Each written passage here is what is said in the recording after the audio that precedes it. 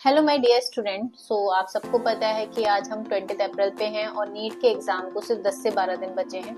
तैयारियां आपकी जोर शोर से चल रही होगी, पूरी मेहनत पूरी लगन से आप अपनी तैयारी कर रहे होगे। लेकिन तैयारियों के साथ साथ मैं हमेशा बोलती हूँ अपडेट होना भी बहुत जरूरी है, चाहे वो एडमिट कार्ड से रिलेटेड अपडेट हो, चाहे वो ड्रेस कोड से रिलेटेड अपडेट हो। तो आज की वीडियो में हम ड्रेस कोड के बारे में बात करेंगे कि नीट के सेंटर पे क्या पहनकर जाना है और क्या नहीं पहनकर जाना है। क्या पहनकर जाना है ये उतना ही इम्पोर्टेंट है जितना क्या नहीं पहनकर जाना है, क्योंकि अगर आप ड्रेस कोड फॉलो नहीं करेंगे तो आपको सेंटर पे एंट्री नहीं मिलेगी या फिर आपकी चेकिंग में बहुत ज्यादा टाइम चला जाएगा। आप पैनिक हो जाओगे, आप नर्वस हो जाओगे, क्योंकि ये जो एग्जाम है वो उतना टफ नहीं है जितना प्रेशर बच्चे लेते हैं। तो इस प्रेशर को रिलीज करने के लिए आपको पूरी तैयारी के साथ जाना होगा, चाहे वो एग्जामिनेशन की तैयारी हो फिर या ड्रेस कोड से रिलेटेड तैयारी हो, एडमिट कार्ड से रिलेटेड तैयारी हो, कोई भी किसी भी तैयारी तरह की तैयारी क्यों ना हो। तो आज की वीडियो में बात करूंगी कि हमें क्या ड्रेस कोड फॉलो करना है, यानी क्या क्या अलाउड है, और सेकंड सेगमेंट क्या क्या अलाउड नहीं है। क्या क्या अलाउड है में हम जब बात करेंगे तो चूंकि यहाँ पर गर्ल्स एंड बॉयज दो लोग मतलब दो तरीके से बच्चे जाते हैं, यानी गर्ल्स एंड बॉयज दोनों जाते हैं, तो दोनों का ड्रेस कोड डिफरेंट होता है। चीजें ऑलमोस्ट कॉमन होती है, लेकिन कुछ ऐसी चीजें जो गर्ल्स पे अप्लाई होती हैं बॉयज पे अप्लाई नहीं होती हैं। तो सबसे पहले मैं बात करूंगी बॉयज के ड्रेस कोड को लेकर कि बॉयज को क्या कैरी करना है। देखिए बहुत सिंपल सी बात है, आप जैसे घर में रह रहे हो ना, आप वैसे ही एग्जाम देने चले जाओ। यानी एक सिंपल सी T shirt without pocket, without any big prints, कोई बड़े बड़े प्रिंट्स नहीं हो।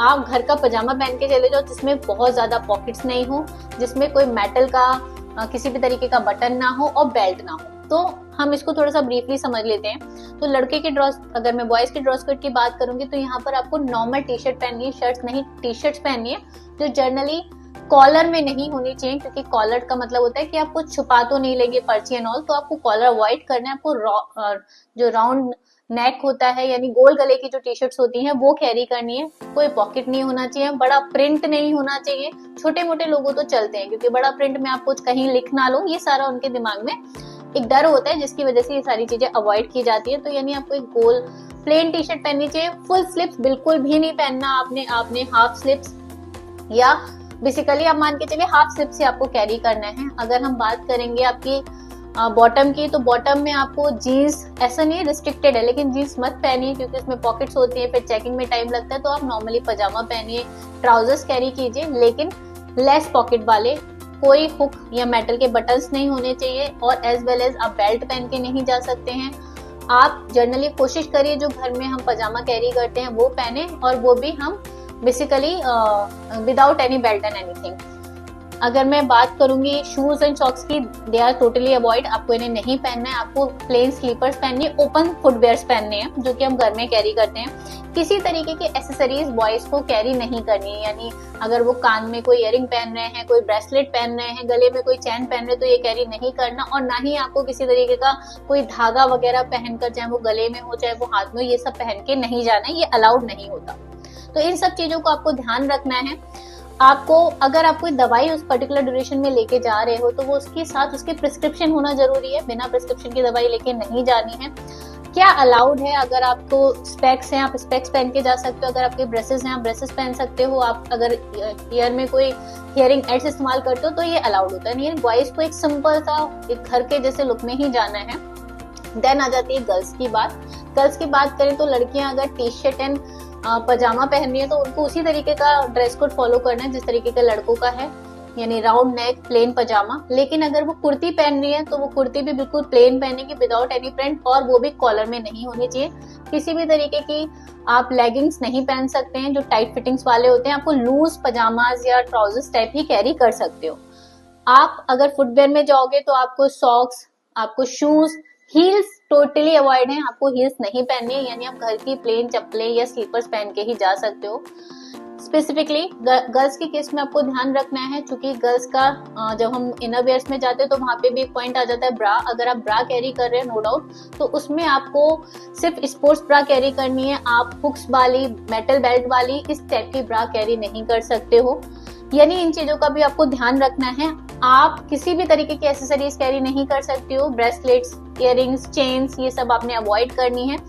अपार्ट फ्रॉम दैट आप टिकटॉक लगा के जा रहे हो बालों में, ये सब आपको नहीं लगाना। आप बालों के साथ कैसे करोगे, आप किसी भी तरीके का hair band and hair clip नहीं लगा सकते हो। आप या तो बाल खोल के जाइए, आप प्लेन पोनी बना सकते हो रबर्स के साथ, लेकिन हो सकता है वो आपको चेकिंग में वो भी निकलवा दे, तो उसके साथ भी आप रेडी रहिएगा। तो आपको एक बिल्कुल सिंपल प्लेन लुक में जाना है, इन चीजों को आपको ध्यान रखना है।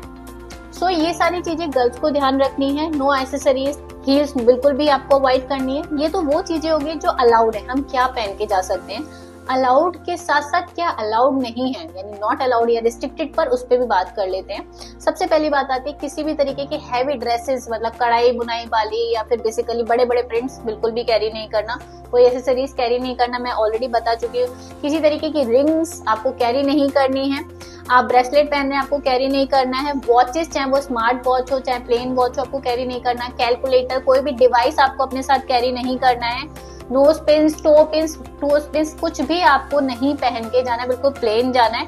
अब बात आ जाते हैं कस्टमरीज पर, मतलब जब हम एक सरदार बच्चा है या फिर एक मुस्लिम कैंडिडेट गर्ल है, तो अगर कोई सरदार चाइल्ड है चूंकि वो टर्बन पहनेगा, तो अगर उसने नीट के फॉर्म में क्लिक किया होगा कि मैं कस्टमरी कैरी कर सकता हूँ, तब वो पहन के कैरी करके उसको जा सकता है। वहीं पर लड़कियों की अगर मैं मुस्लिम गर्ल्स कैंडिडेट की बात करूं, जो कि वो हिजाब पहनती हैं, बुर्का पहनते हैं, उस केस में उन्होंने टिक किया होगा कस्टमरी ड्रेस पर, तो वो कैरी कर सकते। प्लस मोस्ट इम्पोर्टेंट फैक्टर, ऐसे स्टूडेंट को एटलीस्ट आधे घंटे पहले रिपोर्टिंग करनी है, क्योंकि उनकी चेकिंग में थोड़ा एक्स्ट्रा टाइम लगेगा।